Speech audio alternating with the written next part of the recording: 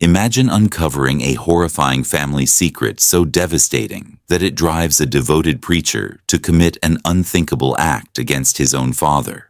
A twisted betrayal shatters everything he believes in, obliterating a lifetime of trust in an instant. This is the story of a man whose faith and family were his entire world, until a brutal truth turned his life upside down. Before we dive into this chilling tale, don't forget to like and subscribe for more true crime stories from the darkest corners of human nature. Pastor Elijah King, 42, was the epitome of devotion in his Florida community. Known for his passionate sermons on faith, family, and morality, his ministry drew hundreds of followers who saw him as a beacon of righteousness. His unwavering dedication to his church and his family earned him admiration, with many viewing him as the living embodiment of the virtues he preached. By his side was Naomi King, 38, the perfect counterpart to Elijah. Graceful and composed, she balanced her roles as a preacher's wife and a dedicated mother to their 5 children: Abigail, 16, Elijah Jr., 14, Noah, 12, Sophie, 9, and Micah, 6. Naomi was a pillar of the community, leading Sunday school, organizing charity drives, and supporting her husband's ministry at every turn. Together, they presented the image of a family blessed by faith, living a life others could only aspire to. At the heart of their spiritual foundation was Deacon Henry King, Elijah's 65-year-old father. A respected elder in the church, Henry had spent decades serving as a deacon and a moral compass for the congregation. His influence on Elijah's upbringing was profound. From a young age, Henry had instilled in his son a deep reverence for God, a commitment to family, and an unwavering adherence to Scripture. Elijah often credited his father during sermons, praising him as the rock upon which their family had been built. The King household was a vibrant one, filled with activity and love. Abigail was thoughtful and academically driven, often helping with church youth programs. Elijah Jr. was reserved but attentive, always eager to lend a hand during services. Noah was the family's playful and curious spirit, while Sophie was known for her sensitivity and eagerness to please. The youngest, Micah, was the light of the family, adored by everyone and blissfully unaware of life's complexities. Sunday dinners at Henry's home were a cherished family tradition. These gatherings often began with scripture readings and heartfelt prayers led by Henry himself, followed by lively discussions about the church and community. For Elijah, these moments were a source of pride, a symbol of the strong bond that connected the King family and their shared dedication to their faith. One evening, as the King family gathered around their oak dining table, enjoying a rare moment of laughter and togetherness, Abigail spoke up, excitement lighting her face. "For my genealogy project at school, I thought it would be fun if we all took a DNA test. We could find out about our ancestry, maybe even discover distant relatives." Her younger siblings buzzed with excitement, chiming in with guesses about hidden royal bloodlines or mysterious family origins. Elijah, ever supportive of his children's pursuits, smiled warmly. "That sounds like a great idea. It'll be something we can all do together." Across the table, Naomi's smile faltered. She reached for her glass of water, her fingers trembling slightly. "I don't know, Abby," she said softly. "These things aren't always accurate, and they can be invasive." Her voice trailed off as she glanced at Henry, who sat at the head of the table, his usual stern expression unchanged. "Come on, Naomi," Elijah said, brushing off her hesitation. "What's the harm? It's just a fun family activity, and it'll be good for Abigail's project." He reached over and placed his hand over hers, offering a reassuring smile. "We've got nothing to hide." Naomi looked at him for a long moment, her expression unreadable, before finally nodding. "All right," she whispered. The children cheered as Elijah pulled out his phone to order the DNA kits. Henry gave a tight smile but remained silent, sipping his coffee in quiet contemplation. A few weeks later, the results arrived. Abigail eagerly gathered everyone around the computer as Elijah logged into the website. The room buzzed with excitement as they explored the reports, ancestral origins, historical connections, and distant relatives. But as Elijah scrolled through the results, his brow furrowed. Something didn't add up. "Wait," he murmured, leaning closer to the screen. "This says I'm not a match to any of the kids, as their biological father." He laughed nervously, shaking his head. "That's obviously a mistake. Probably some kind of database error." Naomi froze, her hand tightening around the edge of her chair. Henry's gaze flicked to Elijah. His face remained calm, but his jaw visibly clenched. Elijah took a deep breath, his voice firm yet composed. "I will reach out to the company," he said, determined. "They probably just mixed up the data." He stood from the table and pressed a reassuring kiss to Naomi's head. "Do not worry about it," he assured her. "I will get it sorted out." Over the next few days, Elijah contacted the genealogy company, pointing out the apparent error in their report. He explained the issue in detail, confident they would come back with a correction. However, when their response arrived, it left him reeling. "We have triple-checked the results," the company representative explained over the phone. "There is no mistake. The children's biological father is someone other than you, and the markers match another close relative within your submitted samples." Elijah's heart sank. He asked them to confirm again, but the answer remained unchanged. Hanging up the phone, he sat in stunned silence. The only possible match within the submitted samples was his father, Henry. The weight of the revelation crushed him. His mind raced back to subtle moments, Henry's frequent visits, the way Naomi had grown quiet whenever he was around, her initial resistance to the DNA test. It all began to make horrifying sense. That evening, Elijah returned home clutching the printed DNA results. Naomi was in the living room folding laundry. He threw the papers onto the table, his face a mask of fury and disbelief. "Explain this," he demanded, his voice cold and sharp. Naomi's eyes darted to the papers, then to Elijah. "What are you talking about?" she asked, her voice trembling. "The DNA results," Elijah snapped. "They say I am not the father of my children, but they also say there is another match within our family. Care to explain that?" Naomi's face paled as she clutched the back of the chair for support. There must be a mistake," she stammered. "That cannot be right." Elijah leaned in closer, his voice rising. "Do not lie to me, Naomi. I went back to the company. They verified it. There is no mistake. So I will ask you again. Explain this." Naomi broke down, tears streaming down her face as she sank into the chair. Through sobs, she confessed to a dark secret she had kept buried for years. Early in their marriage, Henry had coerced her into a sexual relationship. His influence and authority had made her feel powerless to resist, and the abuse had continued for years. "All 5 of them," Naomi whispered, her voice breaking. "They are all his. I did not know how to stop it. I did not want to destroy you." Elijah staggered back, the room spinning around him. The woman he loved, the father he revered. They had shattered his life in the most personal and devastating way imaginable. He stormed out of the house, his mind a storm of rage, betrayal, and disbelief. Elijah King sat alone in his car that night, the weight of Naomi's confession pressing down on him like a physical force.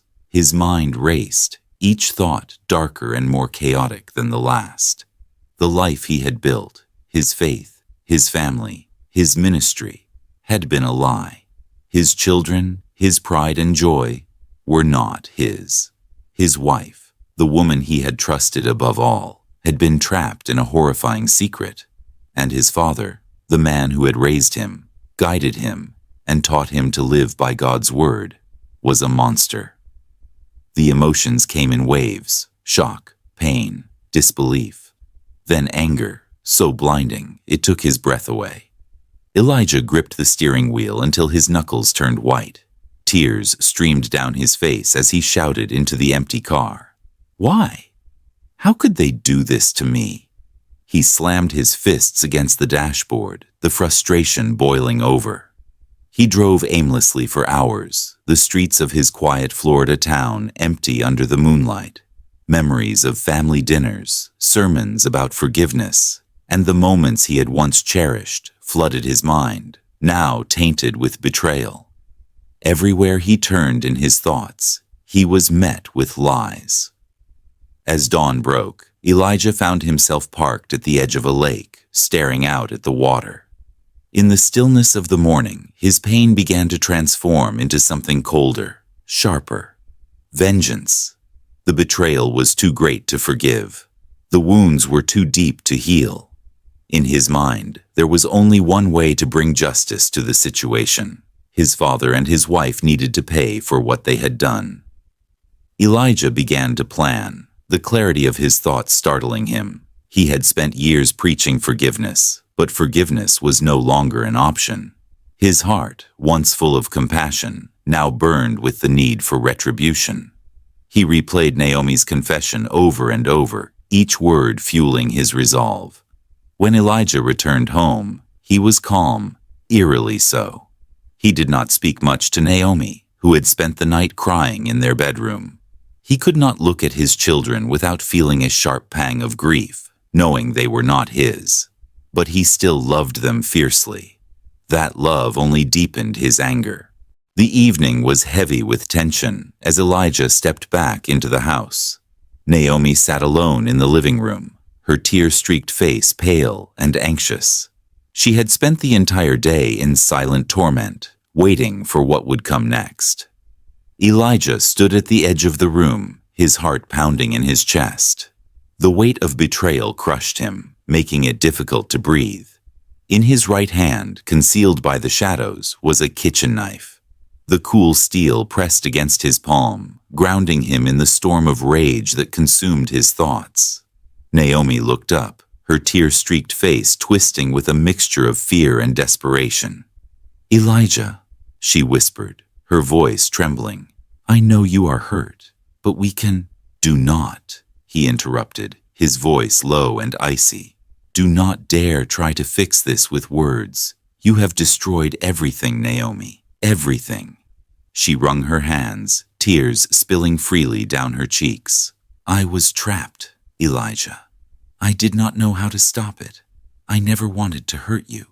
A bitter laugh escaped Elijah's lips, sharp and hollow. "You did not want to hurt me? You let him violate our marriage, father my children, and sit at our table as if nothing was wrong.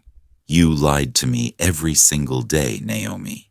She fell to her knees, sobbing uncontrollably. "Please, Elijah, I love you. I love you. We can fix this." "Fix this?" Elijah snapped, his fury finally erupting.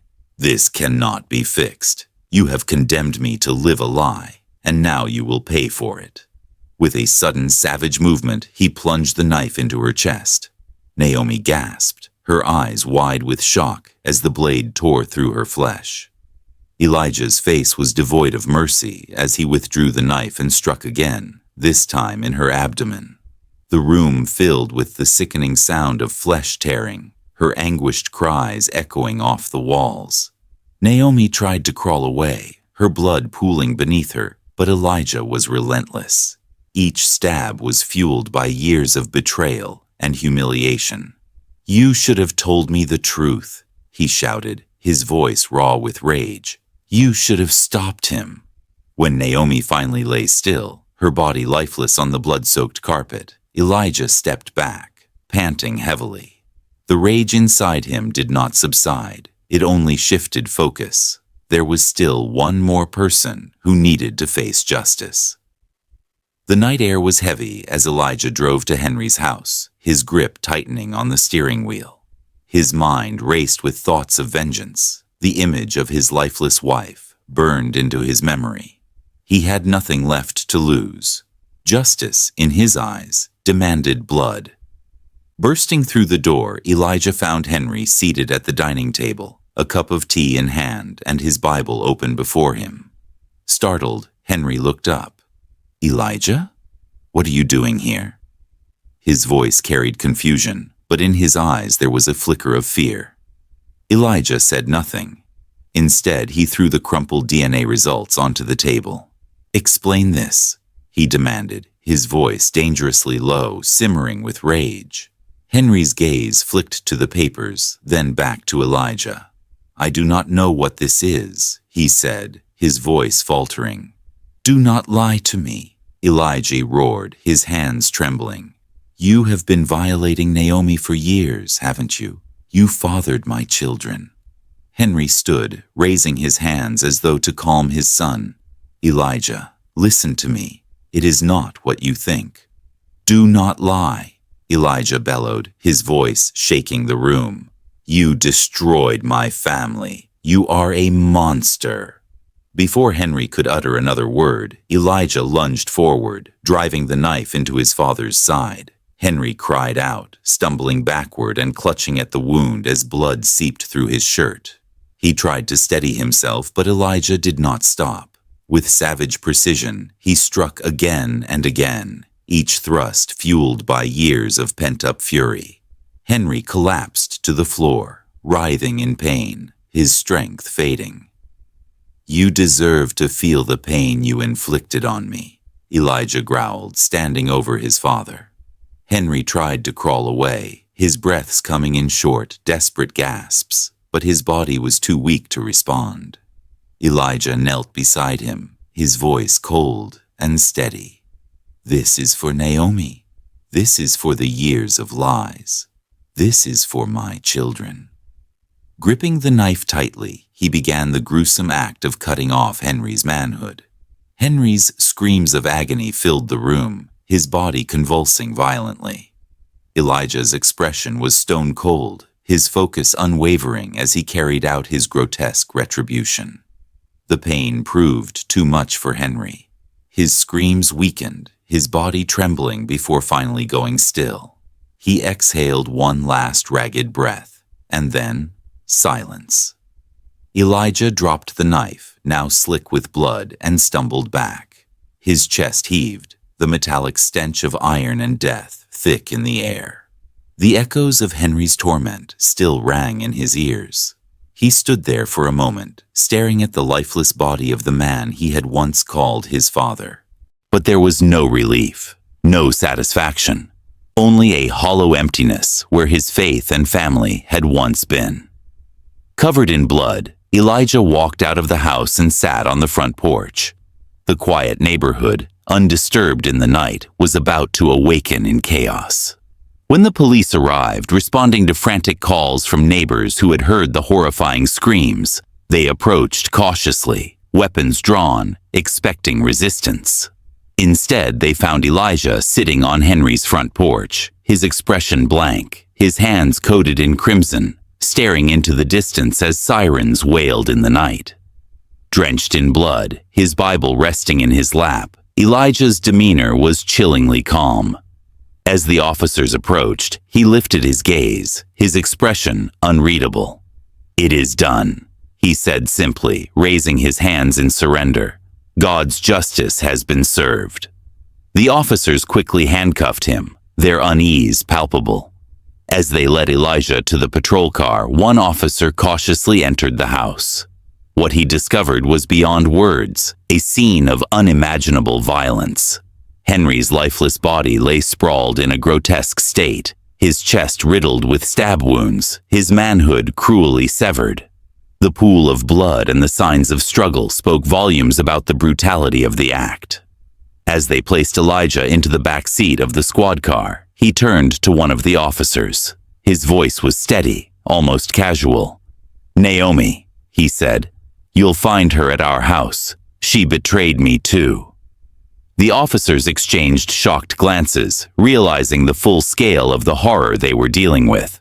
Rushing to Elijah's home, they found Naomi exactly as Elijah had described. Her dismembered body lay in the living room, her remains scattered in a gruesome display of rage and methodical violence. Back at the station, Elijah provided a chillingly detailed confession, his voice devoid of emotion. "She lied to me for years," he said of Naomi, "and my father. He ruined everything I believed in. They had to face the consequences." His calm recounting of the murders stunned the investigators. When pressed on his actions, Elijah simply replied, "They destroyed our family. I just finished what they started." The dual crime scenes, the sheer brutality of the murders, and Elijah's cold composure sent shockwaves through the community. Their once revered preacher had become a figure of terror, leaving behind a devastating legacy of violence and betrayal. Elijah's trial drew national attention, a horrifying tale of betrayal, rage, and gruesome vengeance that captivated the public. The courtroom was packed with journalists, onlookers, and members of Elijah's former congregation, all eager to see how the justice system would handle the preacher-turned-murderer. The defense painted Elijah as a man driven to madness by unimaginable betrayal. Psychologists testified about the trauma he endured upon learning the truth about his children's parentage and his father's abuse of Naomi. They described his actions as those of a man pushed beyond the limits of human endurance. The prosecution, however, focused on the premeditated and brutal nature of the murders, particularly the gruesome mutilation of his father. Prosecutors argued that while the betrayal Elijah suffered was extreme, it could not justify the sheer violence of his actions. The jury deliberated for several days, weighing the horrific circumstances against the brutality of Elijah's crimes. In the end, they returned with a verdict: guilty on 2 counts of first-degree murder. The judge, acknowledging the complexity of the case but bound by the law, sentenced Elijah to life in prison without the possibility of parole. Elijah's children, now orphans, were separated and placed in foster care, each struggling to come to terms with the horrific truths about their family. The once-admired King family became a haunting cautionary tale, a stark reminder of how hidden secrets and betrayal can tear even the most devout lives apart. As Elijah was led out of the courtroom in shackles, he clutched his Bible tightly, muttering prayers to a God he believed had guided his actions. To the public, he became a symbol of the destructive power of secrets and rage, a tragic figure who lost everything in his quest for justice. Elijah King's descent from a pillar of faith to a figure of horror serves as a chilling testament to the devastation caused by deception and betrayal. This tale reminds us that even the most revered individuals are not immune to the chaos that hidden truths can unleash. Do you believe Elijah's actions were an inevitable result of betrayal, or did he cross a line that no amount of pain could justify?